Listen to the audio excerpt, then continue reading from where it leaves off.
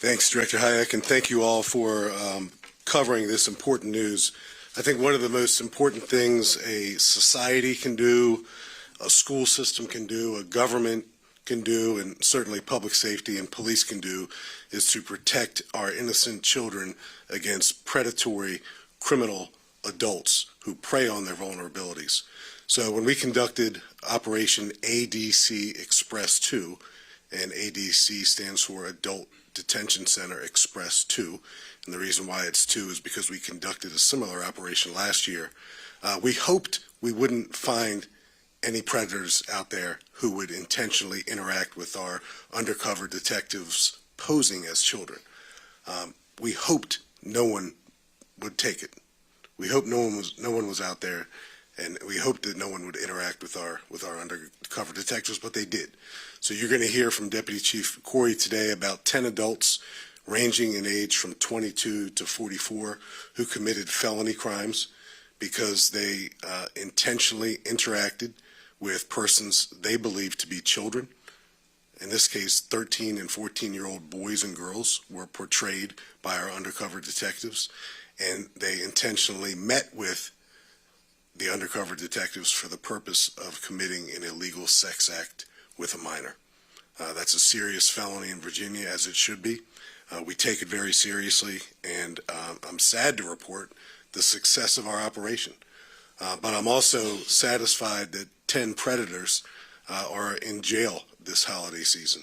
It's one of those crimes when we charge, we never know the true impact of taking one of these predators off the street, because ultimately they offend again and again and again. And it's always been my experience that the only way to interrupt the criminal misconduct of these types of predators is to incarcerate them. So that's exactly what we did. You'll hear a little bit today about Detective Justin Urbaniak and his electronic service dog, Delaware. We're one of the only police departments in the country that has an electronic service dog. So what Delaware does is he searches for and is trained to search for electronic devices. Electronic devices are really important to these predators because they store their sexual child abuse material on their cell phones, on their laptops, on their iPads, and when they store this illegal, illicit activities, their crimes, they hide these devices often. They hide them in their homes, they hide them in their cars, they hide them in their yards, they put them in all sorts of places in an effort to keep them away from law enforcement. And Delaware is one of the rare dogs, and I'm told Delaware is an English lab, who can find these electronic devices, and Delaware did just that about a month ago in the case that you'll probably remember. It was widely covered involving the D.C. Chief Executive Officer Brian Dolan and his arrest. So we want to highlight the work that Delaware does and Detective Urbaniak, and it's a big commitment for our police department to train a service dog like Delaware, but unfortunately it's necessary. So we remain committed to holding these lawbreakers. It's a unique type of lawbreaker, as I stated, holding them accountable for their crimes against children. Chief Corey will go over our relationship with the National Center for Missing and Exploited Children. I encouraged parents earlier today to visit that National Center for Missing and Exploited Children website. It includes several apps that parents should be aware of if their children have these particular apps on their cell phones. So it's a really informative website. I encourage everyone to visit it. Now Chief Corey will go over the details of our operation, and then he and I and Captain Robinson and Detective Urbaniak will stand ready to ask or answer any questions you may have. Thank you, Chief. As the Chief said, one of the most important things that we do as society, as a department, is to safeguard the children who live in our community. I remember, and you all remember, one of the most important lessons you learn as a child very early on is don't talk to strangers. And I think today, you talk to any kid, they're going to tell you, yeah, I know, I don't talk to strangers. But some children, it doesn't resonate the same way online. don't talk to strangers online. That's why it's so important that we do things like Operation ADC Express. This started on December 18th. It was a 3-day operation by our child exploitation detectives, and they just went online to various forums to talk to people and to see who was out there.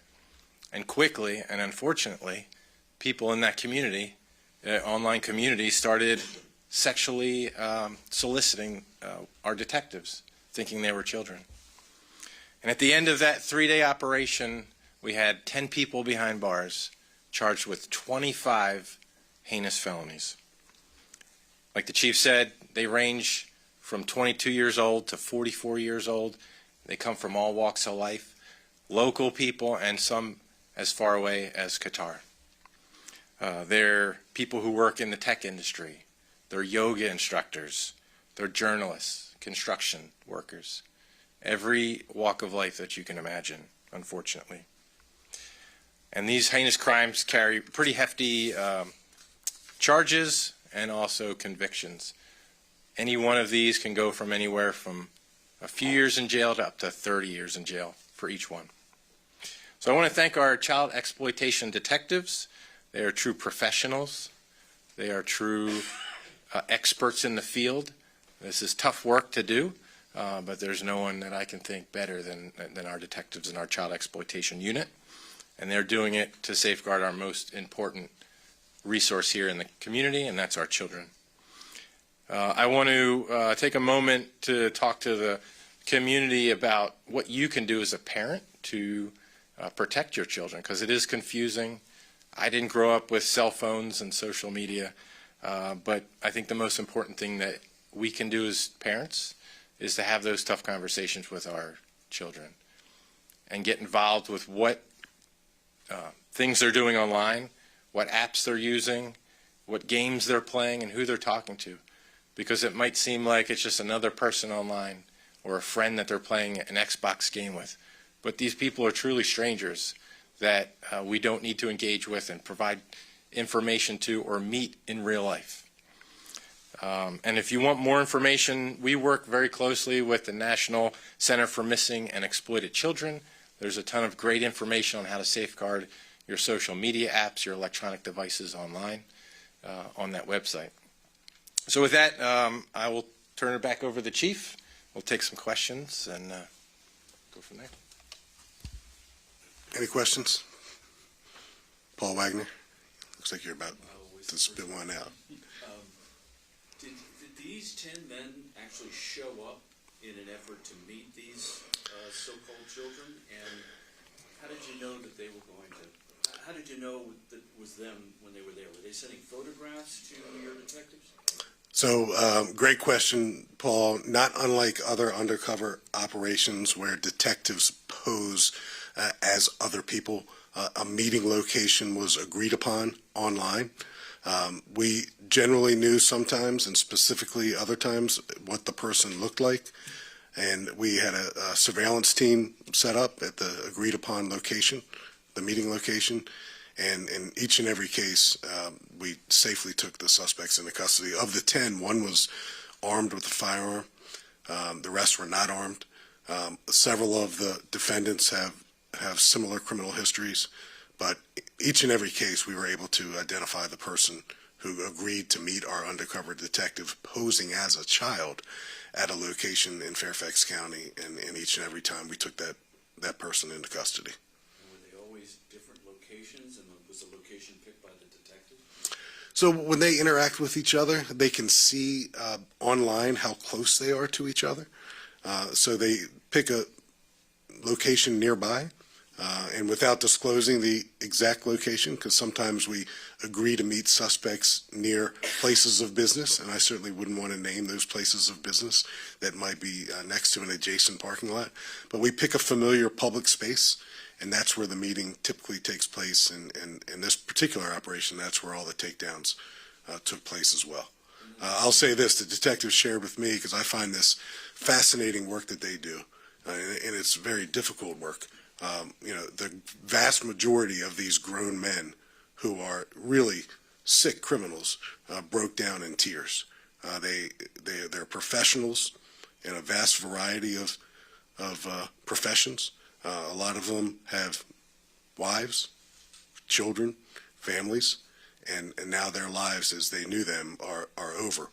But the life of a child that they either plan to prey upon or would later prey upon are saved. So it's tough work that these detectives do. And if you can catch 10 in 3 days, what does it say about the rest of the time? Yeah, fish in a barrel. So fish in a barrel. Our detectives are really careful during the operation to represent themselves as children.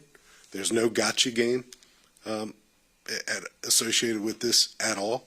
The pictures that our detectives share with these predators are images of 13, 14-year-old children, and they go an extra step and tell these defendants, I am a child, I am 13, I am 14. So there's no guesswork associated with this. They're airtight cases and investigations. I imagine a lot of these defendants will plea, and hopefully some will enjoy some mandatory sentences. And do you feel fairly confident that they may have interacted with minors before? This isn't the first. Well, just looking at the criminal histories associated with some of them, and I'm sure you guys have the capacity to look into those criminal histories as well, Matt. You'll see that some have, been before our criminal justice system in the past for similar charges, and again, they're offending again. So the work remains in front of us. These operations will increase in 2024. It's the right thing to do for our families and for our children.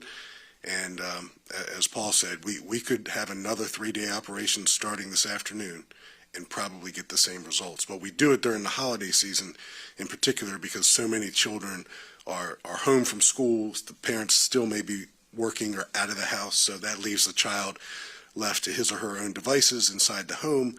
And those apps that you saw that are displayed on the National Center for Missing and Exploiting Children's website are apps that all parents should pay attention to.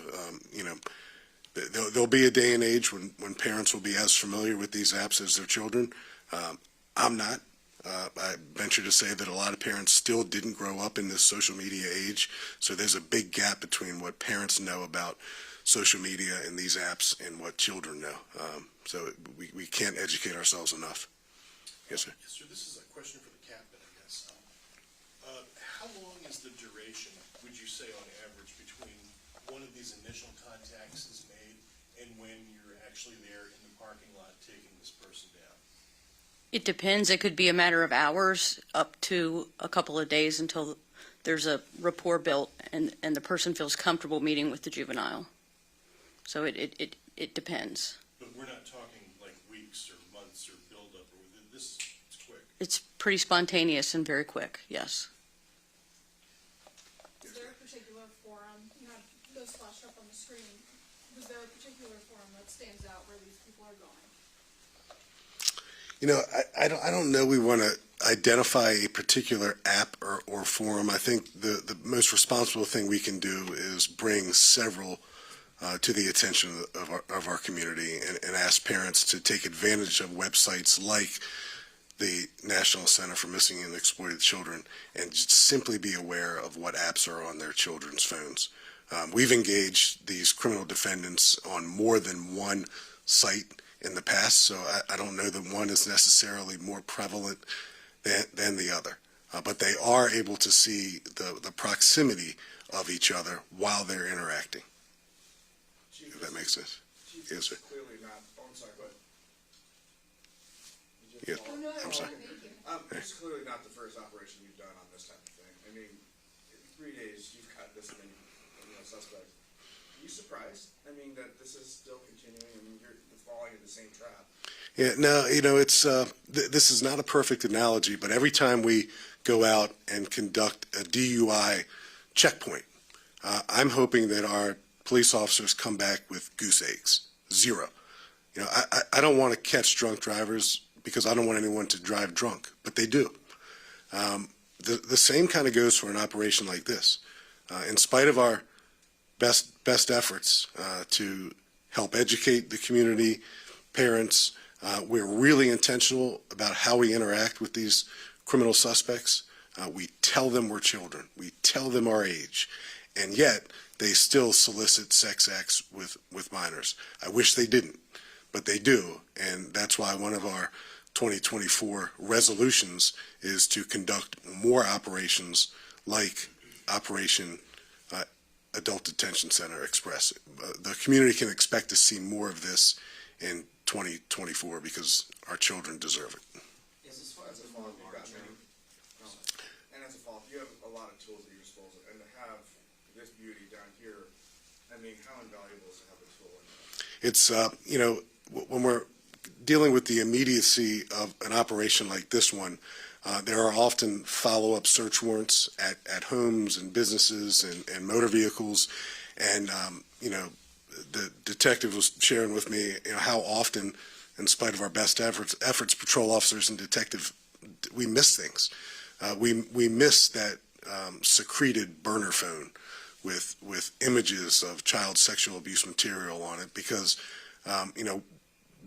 we just aren't used to finding them in the places where they're hidden. And to have a dog like Delaware is invaluable. And I think as you see years go by, more and more police departments locally and nationally will adopt electronic service dogs. They're a real important tool in our crime-fighting arsenal. Is she the only one you have, or are there others in this area? So I'm going to let the detective talk about it. So she's the newest version. I think we just retired one. So currently we do have two. Browser is our first electronic service dog, detention dog. He'll be retiring at the end of the month here, and then Delaware will be replacing him. And then there's a few within the capital region, I'll say. Would you consider this to be more the larger operation or the largest as far as cost? No, we looked at some previous operations just a couple years ago, and there have been occasions where an operation like this has resulted in more arrests than the 10 that we're announcing today.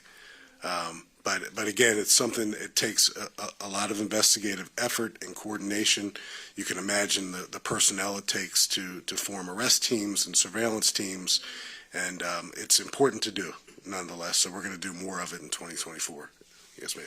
Chief, just to go back on the platform question, because we grew up with an AOL chat, right? What should parents look out for in some of these platforms? Is it a popular profile that the kid might be following? They think it's someone. A little more detail there without. Yeah. So I'm going to pass the microphone because I don't even know what AOL chat is. So if one of you guys can help me out. Yes, I think it comes back to knowing who you're talking to. Online is just like in person. You wouldn't walk up to a complete stranger and just start talking about sex acts, right? And this is the same thing online. The opportunities on these platforms is just so great. And I think I've got two kids, teenagers at home, and one of the things that we don't allow them to do is take their phone to bed with them at night because that's the prime opportunity. There's no supervision. There's hours on end where they could potentially be going on various apps to talk to people that we're not aware of and we wouldn't know. So it's just having those conversations with your children about all the apps in general, and those include the gaming apps. When you're playing a video game online, there's chat opportunities there as well that some of these predators are aware of.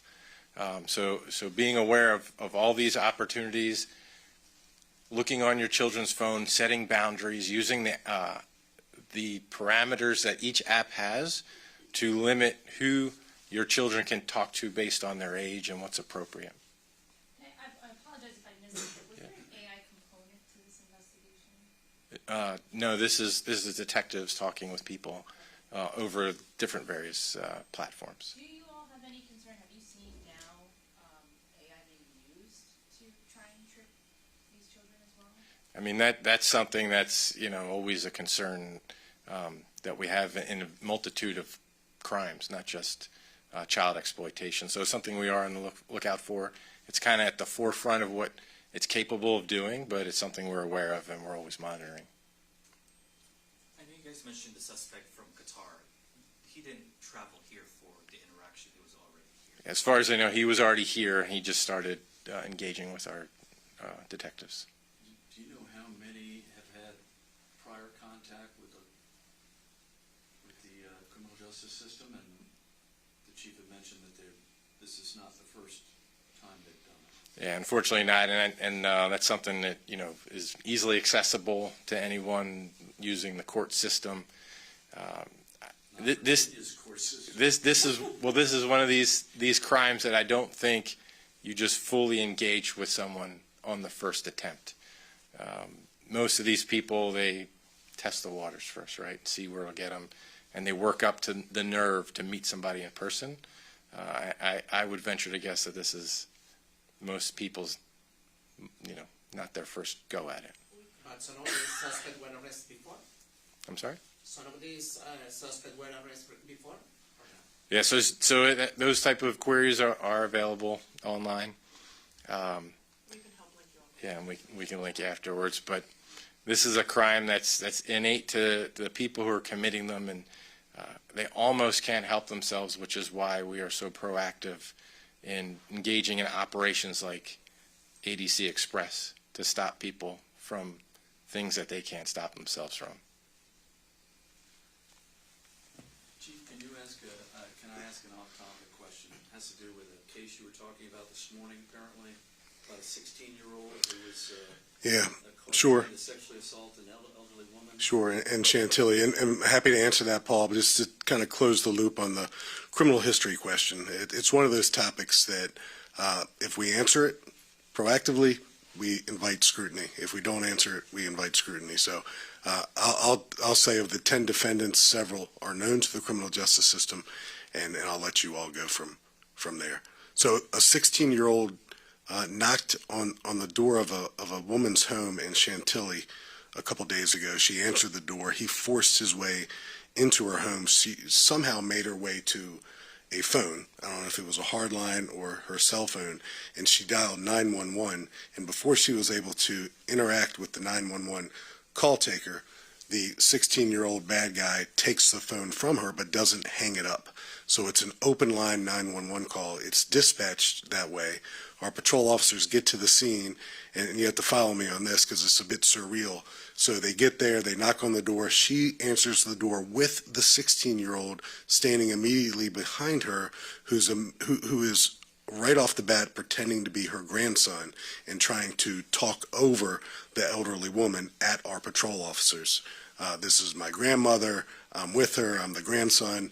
They asked a few probing questions. I'm sure all their police instincts were kicking in that something doesn't really fit here, and they were convinced pretty quickly that this guy was, completely in the house and he shouldn't have been, and he was not related to her in any way, shape, or form, and took her into custody. We know that and we charged him with attempted sexual assault. It certainly could have been, probably was going to be much worse if we didn't get there. And I'm just grateful that these young police officers are trained well enough to not turn their back on the first answer they get from someone who's pretending to be someone he's not. So really good instinctive police work the other night. Probably saved this woman's life. Was this completely random, or has this teenager interacted with this woman? At the moment, it looks like it's completely random. And how old was the woman? Do we know how old she was? Close to 60 something. Yeah. We'll get you her exact age. Close to 70. And do you know if he's being held as a juvenile? Is he released? We'll follow up right afterwards. Yeah. What charge will face this person? I know he's charged with breaking and entering. He's charged with an attempted sex offense, probably more charges, but we'll get all that for you as well. It was covered a couple days ago, but we're more than happy to share the information again. Yes, ma'am. Chief, I'm sorry, just going back to the arrest of 10 people. You said one of them was a journalist. Is one of the 10 arrested here a journalist? Is that what you're saying? Yes, not a local journalist. Can you just identify? From Qatar. The our person? Yes. Thank you. So just speaking of elderly victims, we had a 93-year-old woman whose home was broken into a couple weeks ago during the crime spree of the person we arrested 5 times in 102 days. So, you know, and in that particular case, it could have been a lot worse as well. So, you know, just like we pay attention to our children, because they deserve our protection and our undivided attention, we have to deliver the same type of service and attention to our senior community as well. They're certainly vulnerable. Is there any way to get a demonstration on how this dog finds electronic devices? No, I mean, great TV, man. maybe not live, Paul, but we might use you as. You gonna give us your phone? Sure. No, I'm just kidding. No, we'll put something together. It probably takes a little bit of organization to put that together. But yeah. Haley, did you have a question? Yeah, one more question. Were Haley. these 10 men employed working with children in any way? One was a yoga instructor, I don't believe employed with children, a construction worker. No one specifically like a school or daycare, if that's what you're asking. Yep.